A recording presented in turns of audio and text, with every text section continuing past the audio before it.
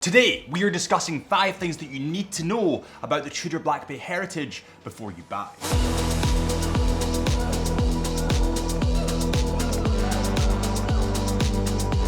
Welcome back to Time on the Wrist at Chisholm Hunter. My name is Harrison, as always, and today is a pretty personal one to me because I actually own a Tudor Black Bay. I own the ETA version, the burgundy version, and it is phenomenal. So we're going to cover 5 things that you need to know before you buy the Tudor Black Bay. Let's start from the start. Let's start with a little bit about the design of Tudor watches. So these Black Bay models now have snowflake hands. The history of the snowflake hands date all the way back to 1969, when the first Tudor watches featured the snowflake hands. And the references of these watches were 7021 and 7016. Now, an interesting detail about this is that prior to the snowflake hands in 1969, they actually had Mercedes hands. And if you look at any Rolex Submariner today, the odds are they'll have Mercedes hands. Now, obviously, Tudor and Rolex had the same founder, Hans Wilsdorf, and we'll move on to the history in a minute, but they had the same founder. And in my opinion, having the same founder and also the same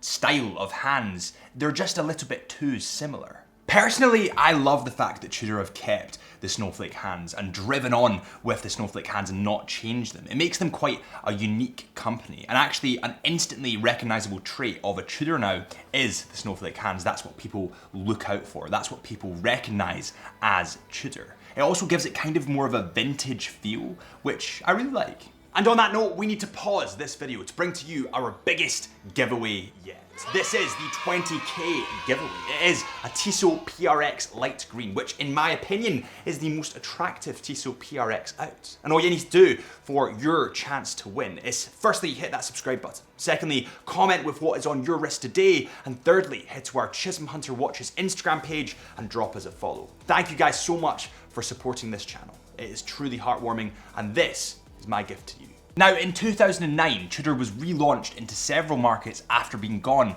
for almost 2 decades. In 2012 came perhaps the most important release from Tudor in their lifespan. It was the Tudor Heritage Black Bay, this model in particular. And surprise, surprise, this new Tudor Heritage Black Bay featured the snowflake hands. Next up, we are going to talk a little bit about the colours from Tudor and the style that they kind of go down. But before we do that, it's -7 in Glasgow, the heating's broken, I'm gonna grab my jacket.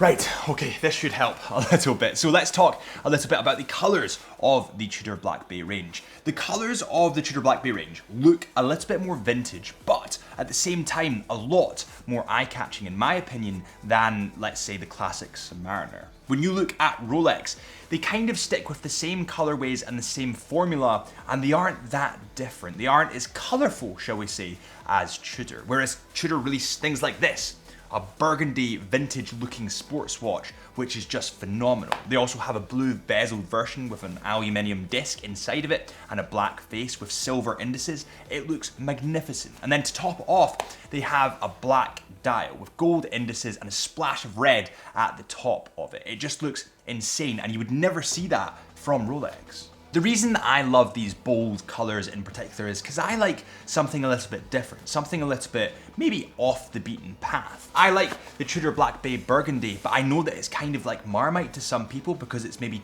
too much. And I think that's what drew me to it in the first place. When you look at the black Tudor Black Bay, that splash of red on the bezel, that's something that not a lot of watch brands do. They like to keep it clean, keep it classic. But Tudor are doing that. They're being a little bit different, being a little bit bold, and that's kind of how they've earned their name. Coming in at number 3, we have pricing and availability. When you are looking for a Rolex, the odds are you won't be able to find one. And if you want one, you'll have to wait a very, very long time or pay a lot above the asking price. That's no secret in the watch game. But Tudors are readily available, and they are a lot less expensive than their Rolex brothers. These models come in at about £3,090. That is according to today's date, because I know that they do incremental price increases every year along with most other watch brands. But for this price, you get a 41mm diameter, which is pretty perfect for most wrists. Now, when they switch to the in-house movement, and I'll talk about that a little bit later, the thickness of these watches did get that little bit more, and they are quite chunky. Now, luckily enough, I've actually got the ETA version, so it's that little bit slimmer. But just remember that they are a little bit chunky with that new in-house movement. It also goes to 200 meters of water resistance and has a screw down crown to support this. Now I could go on and on about all the specs of this model, but we've done it in other videos. I can link it up the top left for you if you want to see that. But at the end of the day, what I'm trying to say is, for your money, you are getting an incredible watch that looks absolutely phenomenal. It looks vintage, but also still remains sporty. I'm obsessed with the looks of Tudors. And now we get to the in-house movement. But before we cover that, remember that Chisholm Hunter are authorized retailers for Tudor watches. And if you want to shop any in the Tudor range, head to chisholmhunter.co.uk or visit one of our 28 stores throughout the UK. And now we get to number 4, which is that Tudor have now got in-house movements. Now they used to use modified ETA movements, for example, in this Tudor Black Bay. I think I got this in 2014 or 2015, and it has a modified ETA movement, and that's why it's a little bit slimmer. But Tudor have gone totally in-house. They did this in 2015. In these Tudor Black Bay models lies the MT5602 caliber. This is totally in-house to Tudor and, of course, is COSC certified. And in fact, this hits over the requirements of COSC certification by 40%. So it smashes COSC certification. These movements have an approximate power reserve of 70 hours. And of course are totally self-winding, they are automatic movements. Now, Tudor of course used to use ETA movements, but when watch brands get to a certain price bracket, they're expected to produce in-house movements because they're demanding that premium price. And I think that's why Tudor changed over to the in-house movements. Now, ETA movements, what they used to use, are not bad movements in any way, but they're just sort of mass-produced movements more than bespoke to the brand. And I think that's why they aren't as expensive as the in-house movements. And on that note, it is time for the wrist check. It's a Chisholm Hunter tradition. What is on your wrist today? I love hearing all the weird and wacky, wonderful watches that you guys wear, and the vintage watches. I actually have the Tudor Black Bay ETA version on today. It has done me so well for so many years. And actually, I had quite an interesting comment on the Chisholm Hunter Instagram page. It's Chisholm Hunter Watches, that's what the Instagram page is. And somebody said, because it's the ETA version, it is a collector's item. Is this true? Should I sell this watch? Should I keep it? Or, you know, what do you guys think I should do? And finally, we get onto the heritage aspect of the Tudor models, or the history aspect of the Tudor models.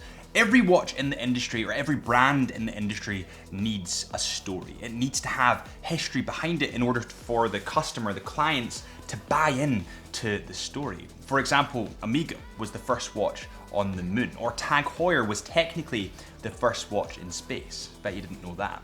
And Tudor has a pretty extensive history. Tudor was actually founded in 1926 and its headquarters are in Geneva in Switzerland, making this watch totally Swiss. It was of course established by Hans Wilsdorf, who was the Rolex founder, and it is owned by Rolex. It was originally created as a more affordable alternative to Rolex, but now Rolex and Tudor are pretty much standalone companies. Tudor actually supplied the watches to the US Navy and the French Marine Nationale. And if you remember, they released the FXD, the Tudor Pelagos FXD, which was a tribute to the Marine Nationale. And that is 5 things that you need to know about the Tudor Black Bay range. Thank you guys so much for watching. I really hope you learned something. This is the Chisholm Hunter channel. My name is Harrison. If you did learn a little something, please subscribe to the channel. I'd really appreciate it. And also head to Chisholm Hunter Watches, which is our new Instagram page. I say new, it's probably like a year old now, but give us a follow on there to see what goes on behind the scenes. And I'll see you soon.